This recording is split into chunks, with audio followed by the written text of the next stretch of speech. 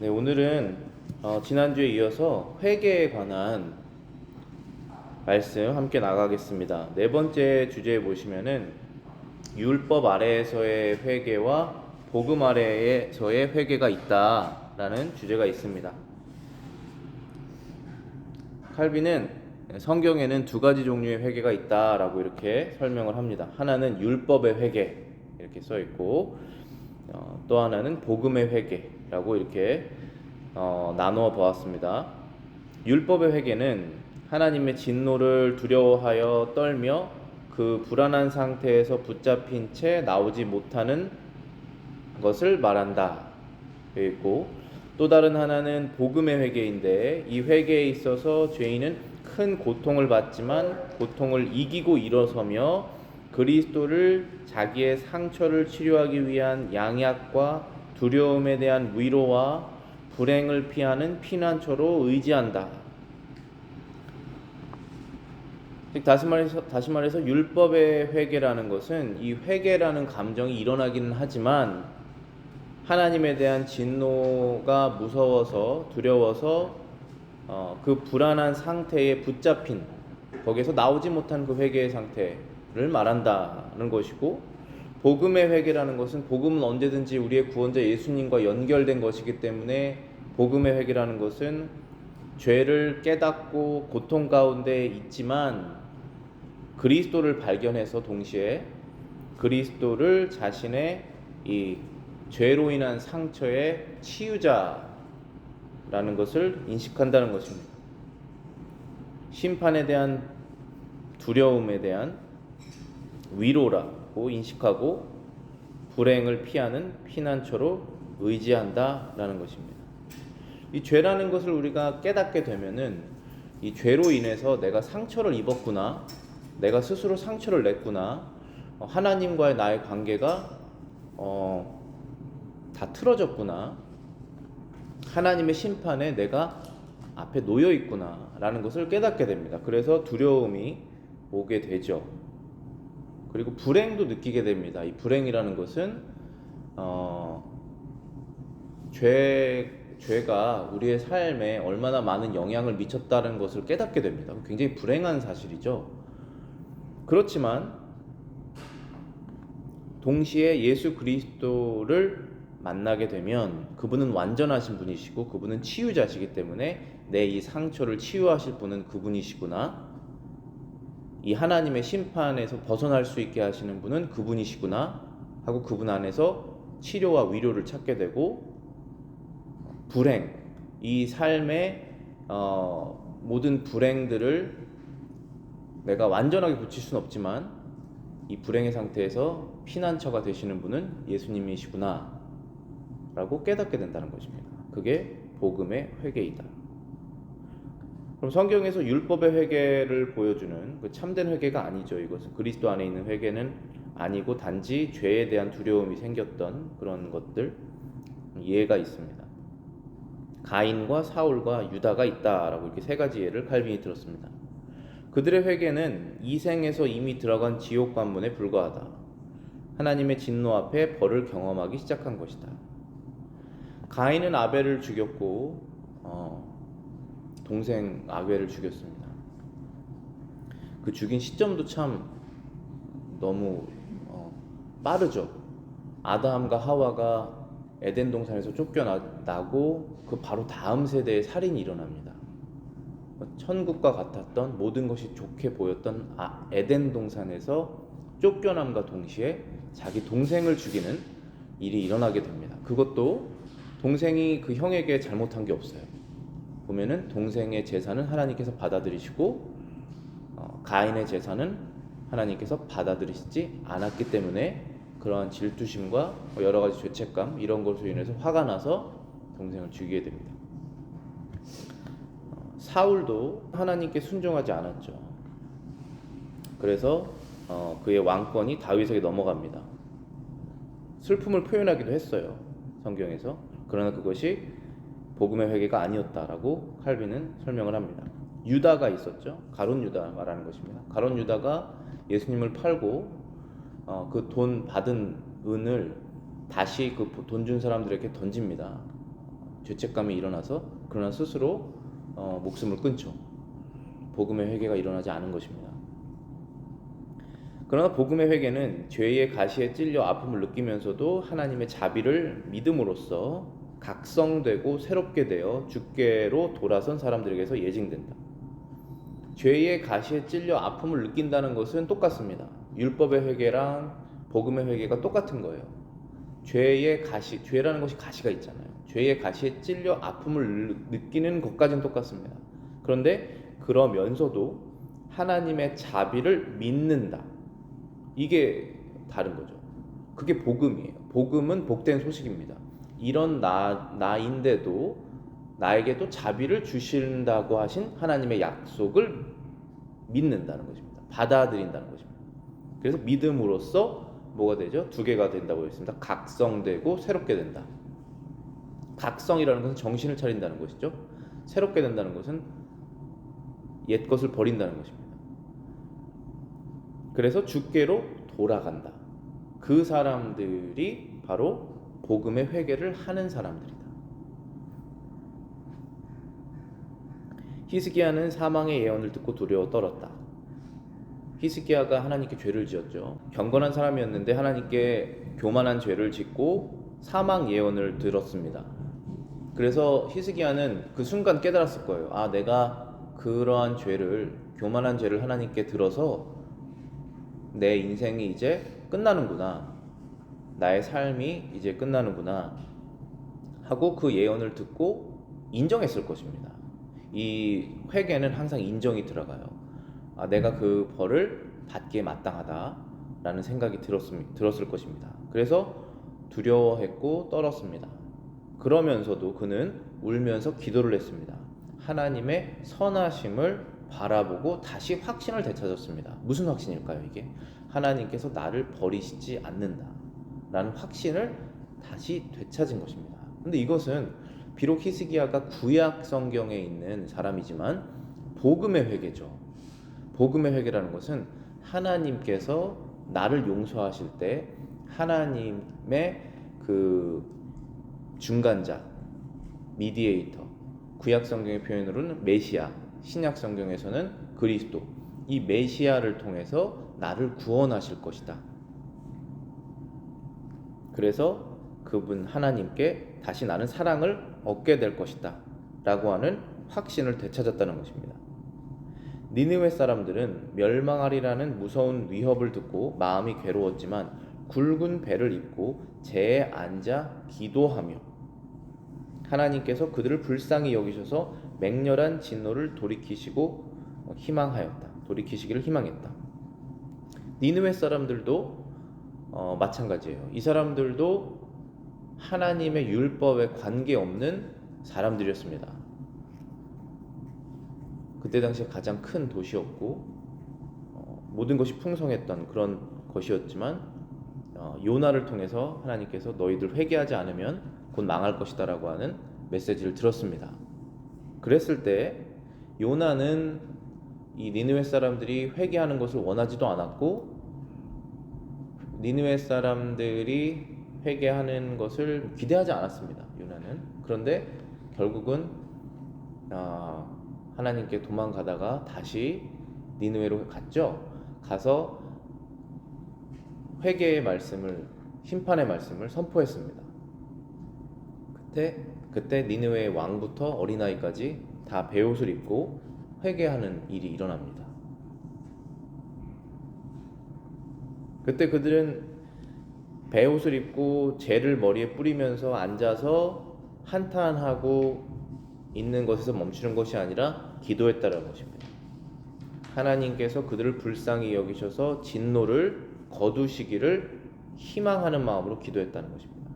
그래서 이들 다 살았습니다. 그때 당시에 복음의 회개였죠. 이게. 다윗은 어떻습니까? 다윗은 백성을 계수한 것이 큰 죄였다고 고백했다. 다윗이 백성을 계수했으면 안 됐어요. 우리 사람 숫자가 몇 명이다라는 것을 하나님께서 싸우는 전쟁이신데 다윗이 자신의 군대로 군대의 세력을 계산하면서 이길 수 있다, 질 것이다 뭐 이런 식으로 마음속 계산한 것이잖아요. 그것이 하나님께서 그것을 큰 죄라고 보셨습니다. 그때 그것이 큰 죄라는 것을 깨닫고 여호와여 종의 죄를 사하여 주옵소서라고 기도했다라는 것입니다. 먼저 죄를 크게 깨닫고 그 다음에 용서하는 기도를 하나님께 드리는 것입니다. 그 다음 다윗이 밧세바와 간음을 했을 때 나단 선지자가 와서 다윗을 책망을 하죠. 그때 다윗은 자기의 간음죄를 인정하고 여호와 앞에 엎드렸으나 한편 용서를 기다렸다. 죄를 그 자리에서 바로 인정했습니다. 그리고 바로 엎드리고 그리고 하나님께 기도를 드렸다. 이것이 복음의 회개이다 라는 것입니다. 신약 성경으로 넘어오면은 베드로의 설교를 듣는 사람들이 있죠. 사도행전 초반부에 보면은 베드로가 설교를 합니다. 유대인들아, 이스라엘 사람들아, 너희들이 죽인 그 예수가 구약에서 예언된 메시아였다. 그리고 그분이 죽으실 수 없어서 다시 살아나셨다. 그가 살아나신 것은 우리들의 의로움 때문이고 그가 죽으신 것은 우리들의 죄 때문이다 라는 복음을 선포합니다. 그리고 그들이 너희들이 몰랐기에 예수를 죽인 것이다 라고 얘기를 합니다. 그때 이 사람들이 마음에 찔림이 있었습니다. 그래서 마음에 찔림을 입은 사람들이 회개를 하고 그들은 하나님의 자비하심을 믿으면서 이렇게 물었습니다. 형제들아, 우리가 어찌할꼬? 이렇게 베드로에게 물었죠. 우리가 어찌할꼬? 어떻게 하면 용서받을 수 있겠는가? 용서받을 수 없다라고 생각하면 아예 물어보지도 않죠.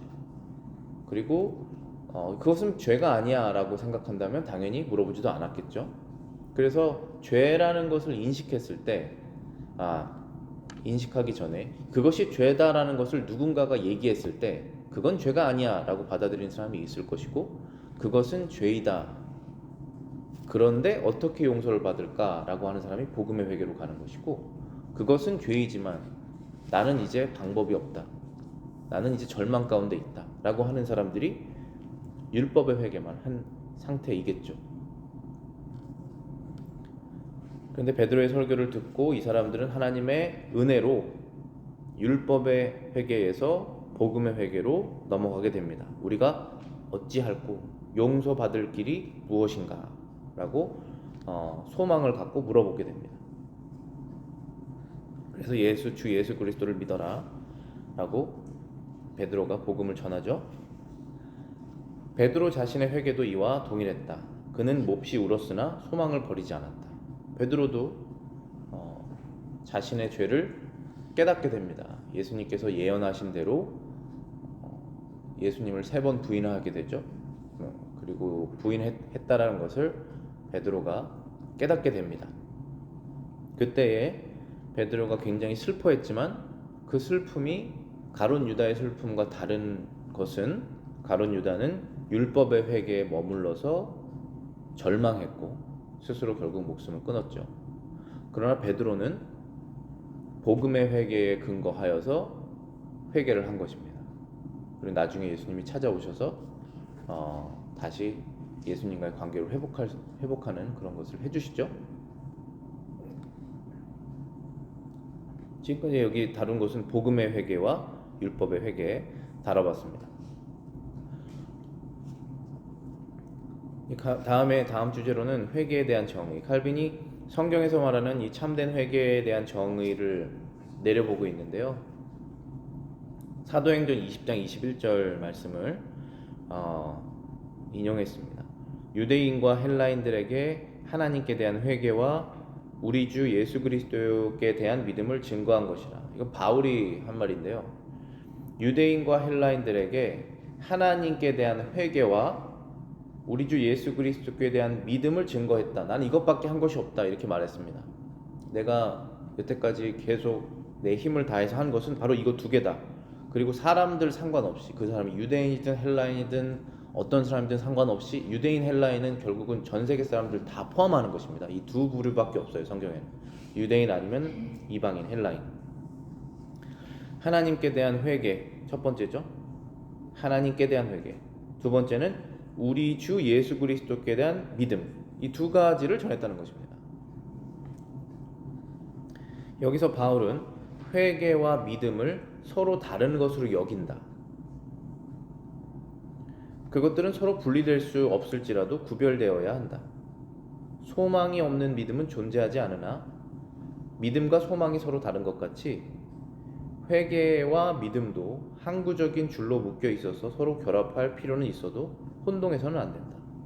무슨 말이냐면은 바울이 분명히 하나님께 대한 회개 하나, 그리고 예수 그리스도에 대한 믿음 둘, 이 두 가지를 전했다라고 얘기를 해서 회개와 믿음을 구분을 하고 있는데, 사실은 이 두 개가 분리될 수는 없다라고 말하는 것입니다. 항구적인 줄, 영원히 묶여 있는 줄로 묶여 있어서 서로 뗄 수는 없다는 것입니다. 그러니까 나는 회개는 있는데 나는 믿음은 없습니다 라고 말할 수가 없다는 것이죠. 나는 그 말씀을 듣고 회개가 일어났는데 믿음은 일어나지 않았습니다 이렇게 말할 수가 없다는 것입니다. 두 개가 같이 동시에 묶여 있기 때문에 들어간다는 것이죠. 그런데 그럼에도 불구하고 믿음과 회개는 혼동해서는 안 된다라고 얘기하고 있습니다. 회개에 대한 해당하는 히브리 말은 전환 또는 귀환이라는 뜻의 단어에서 유래했다. 헬라 말은 마음의 변화 또는 의도의 변화라는 뜻에서 유래했다. 회개라고 하는 히브리 단어가 전환, 귀환이라는 뜻이고, 헬라 단어는 의도의 변화, 마음의 변화라는 것입니다. 따라서 회개의 뜻은 우리가 우리 자신을 떠나서 하나님께로 향하며 우리의 이전의 마음을 벗어버리고 새 마음을 입는다는 것이다.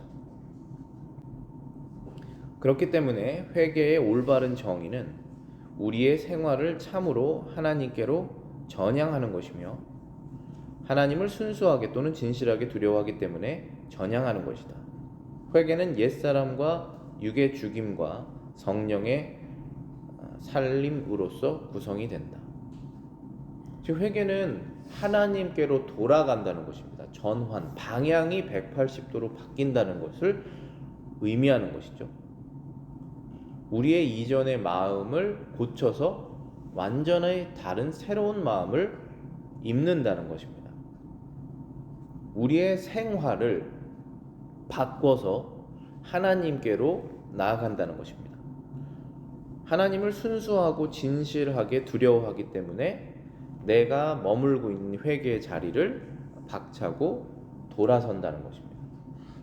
그것은 옛사람, 육의 죽임, 그리고 성령의 살림, 살아나게 하심, 이 두 가지가 회개다라는 것입니다. 그 다음 주제 보시면 회개는 하나님께로 돌아가는 것이다 라는 것을 이어서 설명합니다. 회개가 생활을 하나님께로 전향하는 것이라고 할 때에 그것은 외면적인 행위뿐만 아니라 영혼 자체의 변모를 요구한다. 영혼은 그 옛 본성을 벗어버려야만 비로소 새롭게 됨에 상응하는 행위를 낳을 수 있다. 여기서 칼빈이 설명하고자 하는 내용은 회개는 생활의 변화가 맞긴 맞지만 생활의 변화뿐만 아니라 그 변화를 하려고 하는 마음의 의도까지 바뀌어야 된다는 것입니다. 영혼은 그 옛 본성을 벗어버려야만 새롭게 됨에 상응하는 행위를 낳을 수 있다.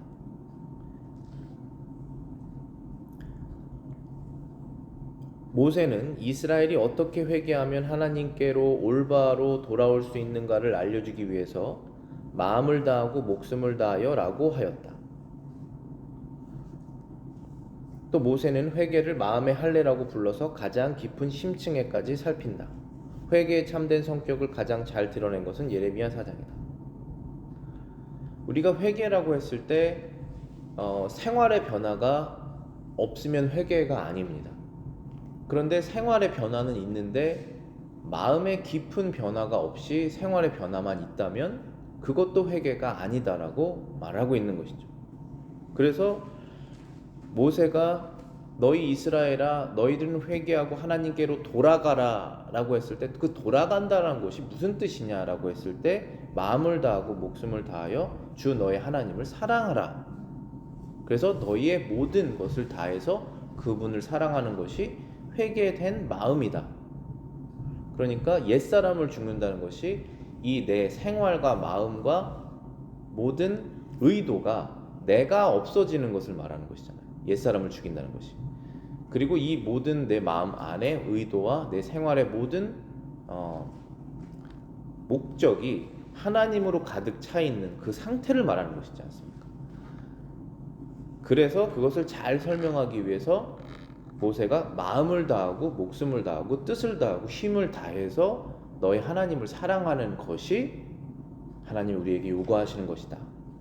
그것이 회개된 마음이다. 라고 설명하고 있는 것입니다. 또 모세는 마음의 할례라고 불러서 가장 깊은 심층에까지 살핀다 라고 하고 예레미야 4장이 그것을 더 잘 설명하고 있다라고 칼빈이 설명하고 있죠. 예레미야 4장 1절부터 4절 읽어보겠습니다.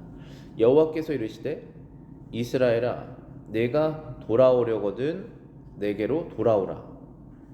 네가 만일 나의 목전에서 가증한 것을 버리고 내가 흔들리지 아니하며 진실과 정의와 공의로 여호와의 삶을 두고 맹세하면 나라들이 나로 말미암아 스스로 복을 빌며 나로 말미암아 자랑하리라. 여호와께서 유다와 예루살렘 사람에게 이와 같이 이르노라. 너희 묵은 땅을 갈고 가시덤불에 파종하지 말라. 유다인과 예루살렘 주민들아 너희는 스스로 할례를 행하여 너희 마음 가죽을 베고 나 여호와께 속하라. 그리하지 아니하면 너희 악행으로 말미암아 나의 분노가 불같이 일어나 사르리니 그것을 끌 자가 없느니라. 하나님께서 예레미야 선지자에게 이스라엘 백성들아 너희가 회개해라 라고 얘기하시면서 돌아오라. 그러면 진노가 사그러들 것이다. 너희는 축복을 얻을 것이다. 지금 얘기하시는 것입니다. 근데 돌아올 때 너희들이 어떠한 것을 해야 되느냐 하면은 마음의 변화를 가져라 라는 것입니다. 가증한 것을 버리고 우상을 버리고 너희들의 입에서 진실을 그러니까 거짓을 버리고 너희들의 행동에서 그 악행을 버리고 공의를 행해라 라고 말씀하시면서 지금까지는 행동에 관한 것들을 말씀하시고 계십니다. 그런데 3절에 보시면은 너희 묵은 땅을 갈아라. 여기에서 묵은 땅은 뭐죠? 우리의 딱딱한 마음, 너희들의 딱딱한 마음, 너희들의 세상에 어태치된 세상에 결부되어 있는 그 마음을 갈아라. 부드럽게 하여라. 그래야지만이 하나님의 복음의 씨앗이 심길 것이 아니냐. 거룩한 씨앗이 심겨서 열매를 맺을 것이 아니냐. 너희들 마음속에 있는 그것을 돌멩이 같은 것들을 다 걷어내라. 묵은 땅을 갈고 가시덤불에 파종하지 말아라. 그 가시덤불에 파종해봤자 시간이 지나도 열매가 내지 않는다. 4절에 보시면은 유다인과 예루살렘 주민들아 너희는 스스로 할례를 행하여 너희 마음 가죽을 베고 나 여호와께 속하라. 이 할례라는 것이 여호와께 속한다는 것을 의미하는 것인데 그것을 몸에 하는 것이 아니라 마음에 하는 것이다. 너희 스스로 마음의 가죽을 칼로 베고 그리고 여호와께 나아라. 이 부분에서 제가 공간이 작아서 쓰지 않은 것 같은데 칼이라는 것은 상처를 내는 것이죠. 피를 보는 것입니다. 그만큼 마음에 아픔을 겪지 않으면 사람이 변하지 않는다는 것이에요. 그만큼 마음에 깊은 상처를 내지 않는다면 변화가 없다는 것입니다. 그냥 사람이 그렇게 쉽게 변화가 되지 않는다는 것이에요. 그러한 하나님으로부터 이러한 말씀이 내 마음속에 깊이 마치 못이 박힌 것처럼 내 마음속에 있는 그 암덩어리를 칼로 제거하는 그런 수술이 있는 것처럼 그래야지만이 사람이 그때서야 변한다는 것입니다. 그것이 회개라는 것입니다. 그러면 너희가 내게로 돌아오게 될 것이다. 그 다음 주제 7번째 주제는 회개는 하나님을 두려워할 때 일어난다 라는 것을 좀 더 설명하고 있습니다. 회개는 하나님을 진정으로 두려워하는 데서 생긴다. 죄인의 마음이 회개를 하려면 먼저 하나님의 심판을 생각하고 각성되어야 하기 때문이다. 하나님께서 심판대에 오르셔서 모든 말과 행동에 대한 변명을 요구하시는 날이 오리라는 생각이 마음속 깊이 철저하게 박힐 때에 가련한 인간은 한순간도 마음이 편하지 못하고 심지어 호흡까지 자유롭지 못할 것이다. 그리고 심판대 앞에 떳떳이 설 수 있는 새로운 삶의 형태가 무엇인지 계속해서 깊이 생각할 것이다. 물론 우리가 복음의 회개를 하게 되면 그리스도 안에서 죄 용서를 받는 것으로 인해서 위로를 받고 평안을 얻고 그 다음부터 정죄함이 없어지는 것이죠. 정죄함이 없는 것입니다. 그런데 그것이 일어나기 전에 이게 정죄함이 없어진다라고 하는 것은 믿음이잖아요. 그리스도께서 내 죄를 담당하셨기 때문에 나는 그것으로 인해서 심판받지 않는다라고 하는 믿음이 생긴 것입니다. 그런데 그거와 항구적인 끈으로 딱 묶여 있는 것이 회개라는 것인데, 이 회개는 이 칼빈이 지금 설명한 하나님에 대한 두려움이 반드시 있어야 된다는 것입니다. 하나님에 대한 심판을 생각하지 않고는 회개가 일어나지 않는다는 것입니다. 그러면 하나님께서 어떠한 것에 대한 심판을 하시느냐 하면 우리의 모든 말과 생각과 행동, 이 모든 것들을 심판하실 때가 있을 것이다. 그거에 대한 변명을 나에게 요구하실 것이다. 왜 그랬느냐 라고 하는 그 말을 물어보실 것이다 라는 것입니다. 그 날이 올 것이라는 생각, 그 생각이 마음속에 깊이 철저히 박힐 때, 그것이 마음속에 박혀있지 않으면 이 생각을 하지 않죠. 그런데 그것을 더 이상 무시할 수가 없게 되었습니다. 무시하는 순간들이 있지 않았습니까? 우리 인생 가운데. 근데 이제는 더 이상 무시할 수가 없어요. 이 심판의 순간을. 그래서 철저하게 그것이 모처럼 마음속에 박혔을 때 인간은 한순간도 마음이 편하지 못하다. 심지어 호흡이 자유롭지 못할 것이다.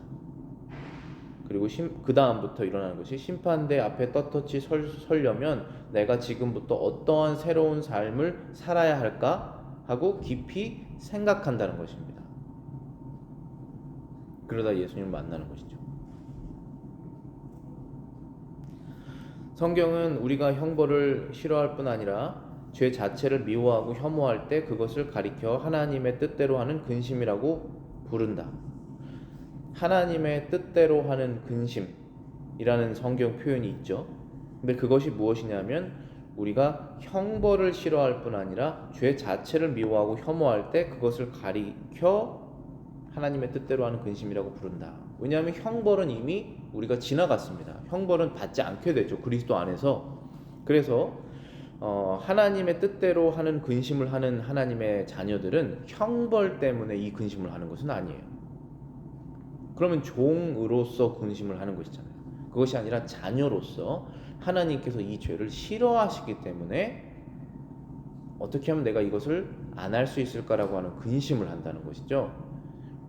그래서 이 회개는 하나님께서 죄를 싫어하시는 것을 우리가 알게 되었기 때문에 일어나는 것이다. 나의 아버지께서 이것을 싫어하신다. 그렇기 때문에 나는 이것을 하지 말아야 한다라고 하는 근심. 그런데 약해서 자꾸 그것을 하게 되고 악해서 그것을 자꾸 하게 되는 그 나의 이 육에 남아있는 것, 이것으로 근심을 하는 것이잖아요. 그 근심이 바로 하나님의 뜻대로 하는 근심이라는 것입니다.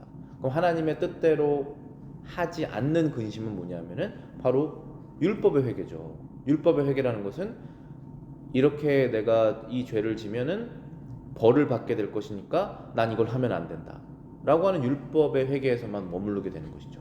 그것은 아버지와 아들과 아버지와 딸과의 관계에서 그 아버지를 기쁘게 하려고 하는 복음의 회개가 아니라고 얘기를 하는 것입니다. 근데 이것은 너무나 중요한 거예요. 왜냐하면 이 생명의 하나님의 뜻대로 하는 근심이 바로 우리를 율법의 회개에서 복음의 회개로, 율법의 회개인 결과인 절망에서 복음의 회개인 복음의 회개의 결론인 생명으로 옮겨지게 되는 것이기 때문에 그렇습니다. 고린도후서 7장 9절부터 10절입니다. 내가 지금 기뻐함은 너희로 근심하게 한 까닭이 아니오 도리어 너희가 근심함으로 회개함에 이른 까닭이라. 너희가 하나님의 뜻대로 근심하게 된 것은 우리에게서 아무 해도 받지 않게 하려 함이라. 하나님의 뜻대로 하는 근심은 후회할 것이 없는 구원에 이르게 하는 회개를 이루는 것이요 세상 근심은 사망을 이루는 것이라.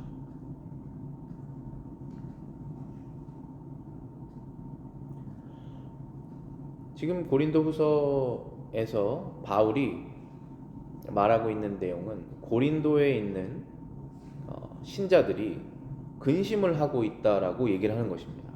그런데 바울이 말하기를 나는 지금 기쁘다라고 말하고 있습니다. 그들은 근심하고 있는데 왜 그러냐면은 9절에 내가 지금 기뻐함은 너희가 근심하게 한 까닭이 아니다. 너희가 근심하는 것 때문에 내가 기뻐하는 것이 아니라 도리어 너희가 근심함으로 회개함에 이른 까닭이다. 그러니까 너희들이 죄를 깨닫고 그 죄에 대해서 근심을 했는데 거기에서 이 율법의 회개가 아닌 복음의 회개로 너희들이 나아갔기 때문이다. 너희들이 회개를 하였기 때문에 내가 기쁘다. 근심하여서 회개를 하였기 때문에. 너희가 하나님의 뜻대로 근심하게 된 것은 우리에게 아무 해도 받지 않게 하려 함이라. 하나님의 뜻대로 하는 근심은 후회할 것이 없는 구원에 이르게 하는 회개를 이루는 것이다. 하나님의 뜻대로 하는 근심은 후회가 할 것이 없다는 것입니다. 근심하는 것은 후회를 일으키죠. 원래는 근심하지 말고 긍정적으로 삶을 살아가면 된다 이렇게 말을 하잖아요, 세상에서는. 근데 근심이라는 것은 그래서 좋지 않은 것인데 여기에서 말하는 근심은 하나님의 뜻대로 하는 근심은 후회할 것이 없다는 것입니다. 왜냐하면 그것은 언제나 성공적이라는 거예요. 언제나 열매를 맺는다는 것입니다. 언제나 우리를 올바른 길로 이끈다는 것입니다. 왜냐하면 그것은 하나님께서 이것을 싫어하신다라고 하는 그 하나님의 뜻, 성경 말씀에서 그것을 알게 돼서 그 다음에 근심이 생겼기 때문에 반드시 우리를 하나님께로 이끌게 되는 것이죠. 그래서 늘 성공적이라는 것입니다. 하나님의 뜻대로 하는 근심은 후회할 것이 없는 구원에 이르게 한다. 회개를 이룬다. 그러나 세상 근심은 사망을 이루는 것이다. 세상에도 여러 가지 근심이 있죠. 그런 근심을 해도 세상 문제는 해결될 수 있지만 하나님 앞에서 구원을 이룰 수는 없잖아요.